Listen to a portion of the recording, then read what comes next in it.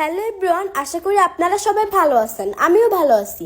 আজকে ঘুম থেকে উঠে আমার মনে পড়লো আজকে তো আমার এক জায়গায় যাওয়ার কথা, কিন্তু কোন জায়গায় সেটা কিন্তু আমি বলবো না। আপনারা পুরো ব্লগ ভিডিওটা দেখেন, তখনই জানতে পারবেন।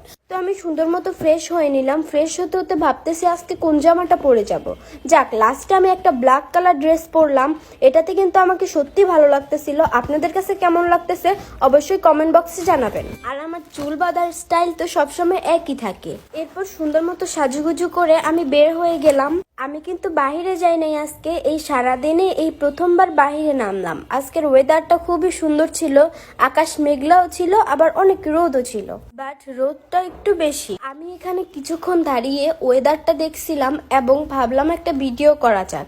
এরপর সুন্দর মতো একটা ভিডিও করতে চলে গেলাম। এইসব ভিডিও কিন্তু আমার অনেক ভালোই ভিউ হয়, আপনাদের কাছে মেবি ভালো লাগে। এই ভিডিওটা ইউটিউব পেজ, টিকটক সব জায়গায় আপলোড করা হয়েছে, আপনারা চাইলে দেখে আসতে পারেন।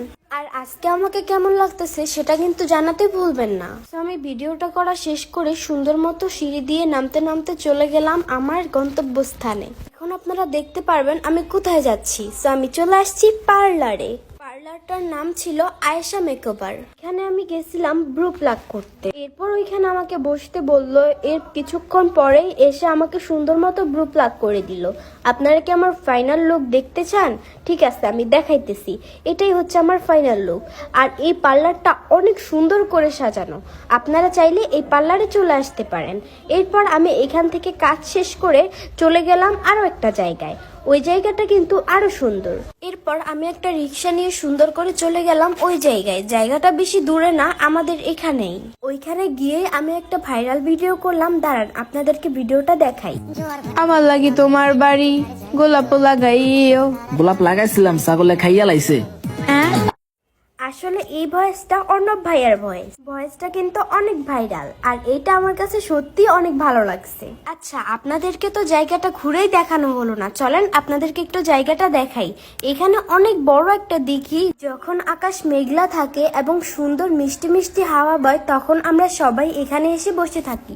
সবাই মিলে বলতে আমার সব বান্ধবীরা। বাসার পাশে এমন একটা দিঘি থাকলে কারই না ভালো লাগে বলেন। যাক, এরপর আরো একটা নাচের ভিডিও করে নিলাম। এই নাচের ভিডিওটা শাড়ি পরে করলে হয়তো বা আরো অনেক ভালো হতো। আপনারা কিন্তু দেখেই বুঝতে পারতেছেন গানটা কি হতে পারে। যাক, যারা বুঝেন নাই, ভিডিওটা কিন্তু আপলোড করা হয়েছে, আপনারা সবাই অবশ্যই দেখে আসবেন।